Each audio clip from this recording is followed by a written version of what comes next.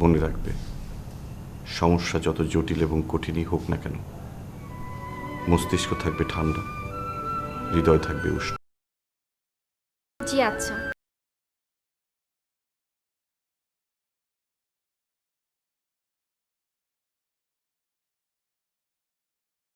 আমার বিবাহ। মিয়ার সাথে বলে বলে না, টুকু আসলে লম্বা কথা। তোমার কথার বিবেচনাটা ভালো হয় নাই যখন। এইখানে বিবেচনা ভালো না আর কি দেখলাম। কি হলো, তোমরা এখনো জটলা পাকায় আছো কেন?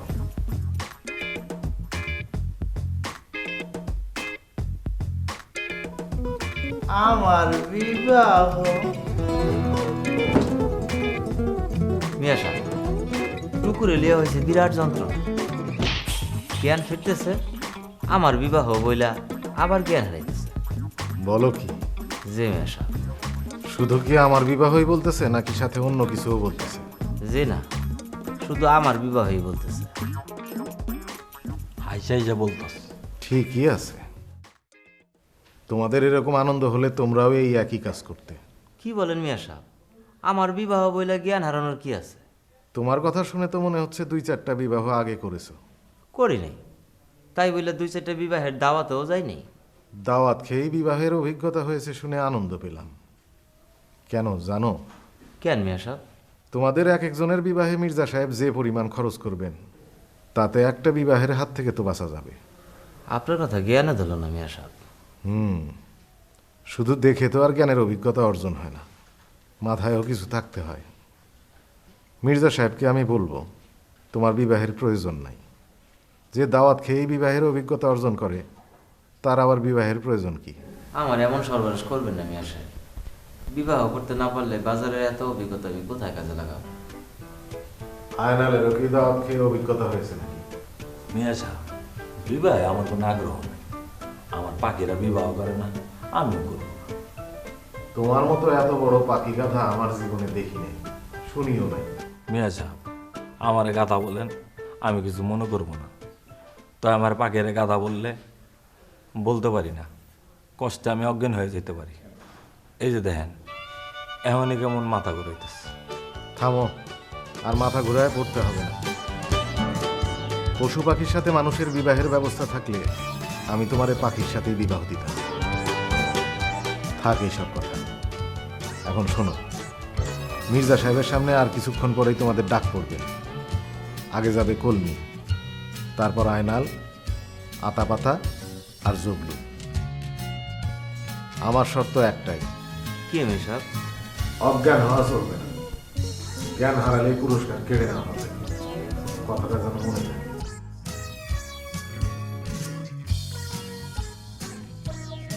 আমার বিবাহ।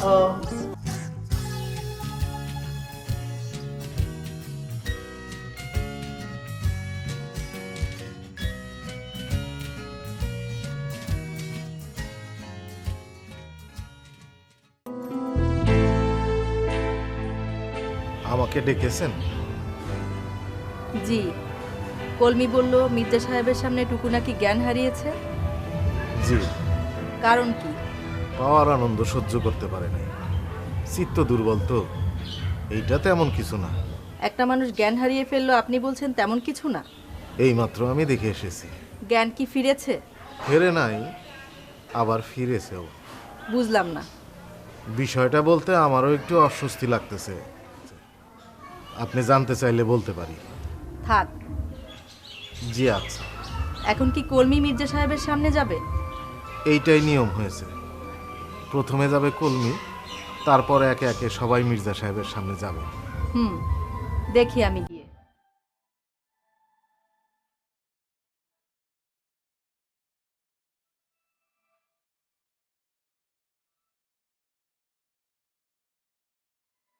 মিয়া সাহেব, বলো। একটা বিশেষ অনুরোধ।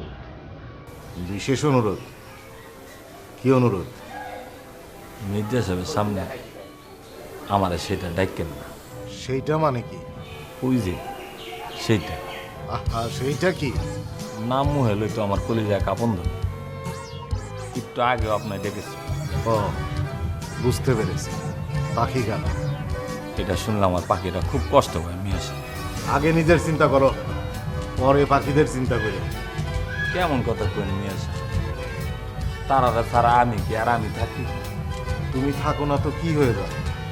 খাসা হয়ে যায়, দেহ থাকে, প্রাণ থাকে। বুঝতে পেরেছি। তোমারে দ্রুত পশু হাসপাতালে ভর্তি করে দেওয়া উচিত, পশু হাসপাতালে কেন নিয়ে যাও? চিকিৎসা করানোর জন্য। তুমি তো মানুষ নাই, পাখি হয়ে গেছে। মানুষের চিকিৎসায় তোমার কাজ হবে না। এটা আপনার বিবেচনা, তাই আমার জন্য অসুখ। মগজের অসুখ নিজে ধরা যায় না। কি কন মিয়া সাহেব? নিজের অসুখ নিজে ধরতে পারব না? না, পারবা না, কেউ পারে না। ভাবতাছি কথাটা তোমারে মন্দ বলি।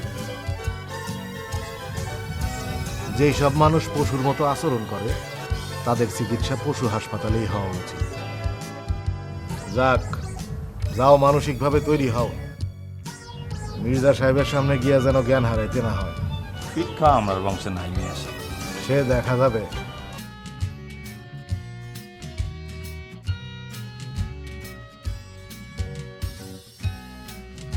মির্জা সাহেবের কাছে আমি কি চাম? তাই পাখিরা জিগাই।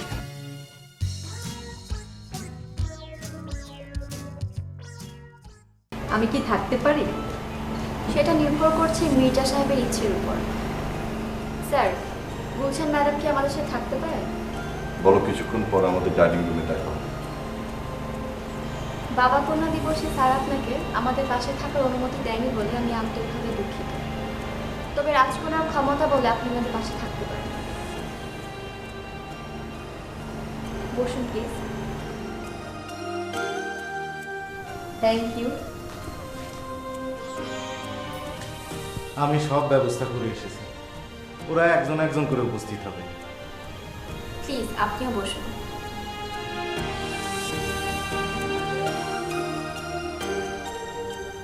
ম্যাডাম, ওদের আসতে বলবো? কলমি, আসো।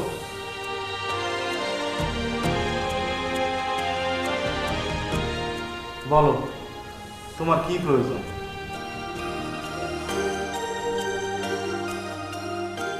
কি হলো বলো। আমার কোনো কিছু প্রয়োজন নাই, মির্জা সাহেব বলেছেন, তাতেই আমি আনন্দিত। ঠিক আছে, যাও।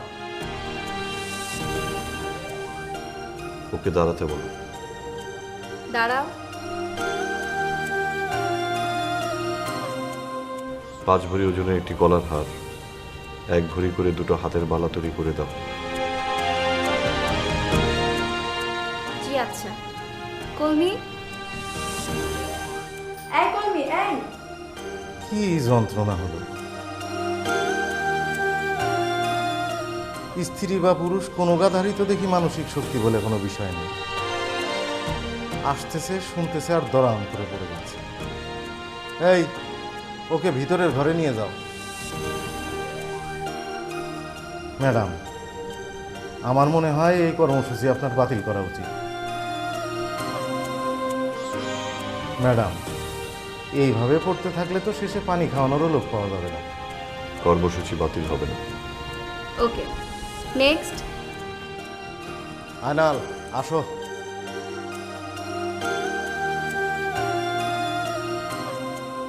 বলো, তোমার কি প্রয়োজন?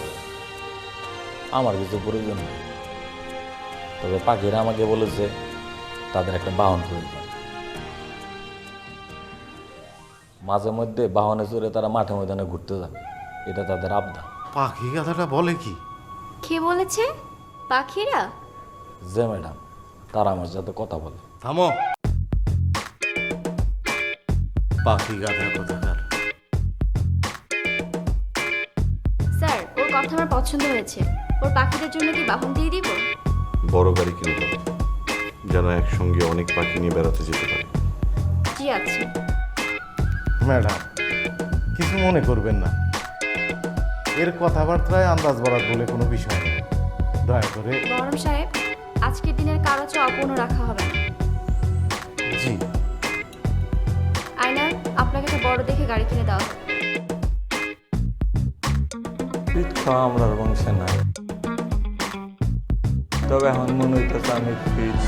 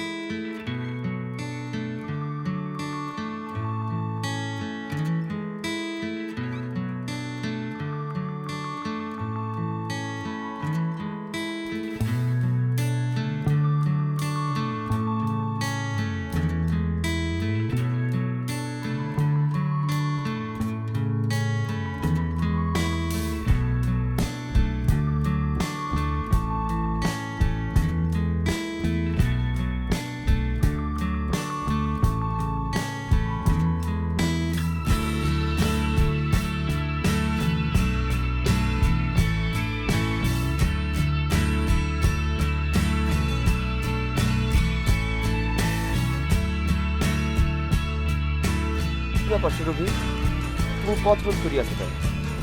আমি আপনার পথ কখন আটকাইলাম? আমি তো আপনারে দেখি নাই। এই কথাটা মানিতে পারিলাম না। সুরভি, তুমি আমাকে ঠিকই দেখিয়াছো, আর দেখিতে পাইয়াই এই দুষ্টু বুদ্ধিটা এঁটেছো। দুষ্ট বুদ্ধি আমি করি নাই, করছেন আপনি। আপনি আমার পেছন পেছন সাইকেল চালায় আসতেছেন কেন? ঘটনা কি মাস্টার? এই দুষ্টু বুদ্ধির বালিকা বলে কি?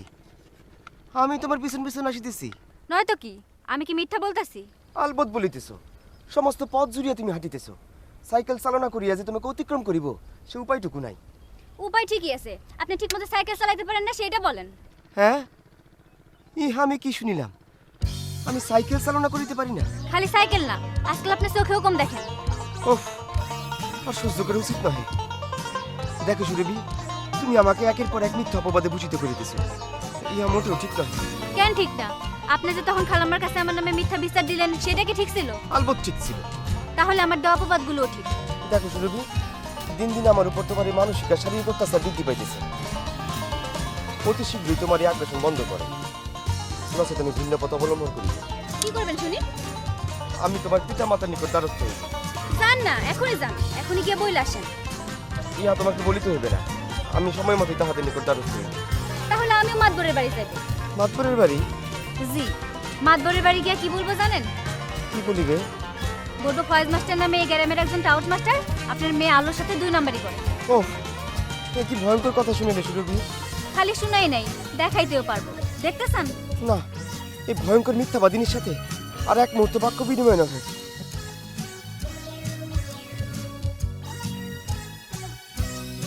আরে আপনি পুঁজি মাস্টার, অর্ধেকটা শুনলেন কেন? পুরোটা শুনে যান।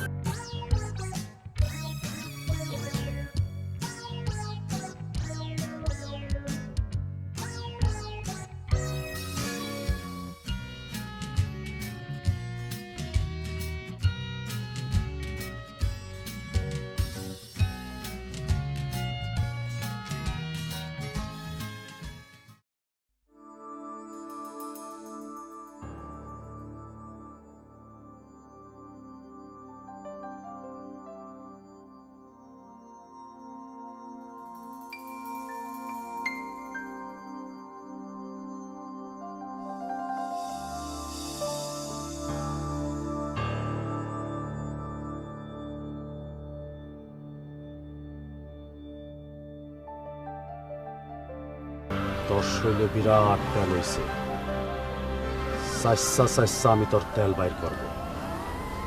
উঠ জলিল, উঠ হারামজাদা।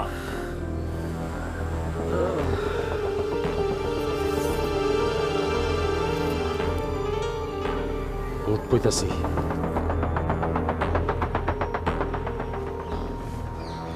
আসসালামু আলাইকুম। ওয়ালাইকুম সালাম। তোর নাম জলিল না? জি না ভাইজান, বাবা মা বিরাট কষ্ট করে 2টা খাসি জবাই দিয়ে আকিকার শহীদ নাম রেখেছে মোহাম্মদ কফিল উদ্দিন। সবই আল্লাহর ইচ্ছা। হাসি কাইটা আকিকা দিছস, আমার হিস্সা কই? ভাইজান, তখন তো আমি ছোট ছিলাম, আপনার হিস্সা কেমন করে দেব? পক পক করবি না, দে হিস্সা দে, নাইলে এক পুষে জিপ কাইটা ফেলব। কাটা জিপ কস কস করে খাবো, বিরাট মজা। মহান আল্লাহ তাআলা মানুষের খানা দানার জন্য বিরাট ব্যবস্থা রেখেছে। মানুষের কাটা জিভ খাওয়া কবিরা গুনাহ। তোর সাহস দেখলে শৈলে কাফন ধরে। সুলতানের সামনে খাড়াইয়া বড় বড় কথা কস। দে আমার স্যান্ড দে।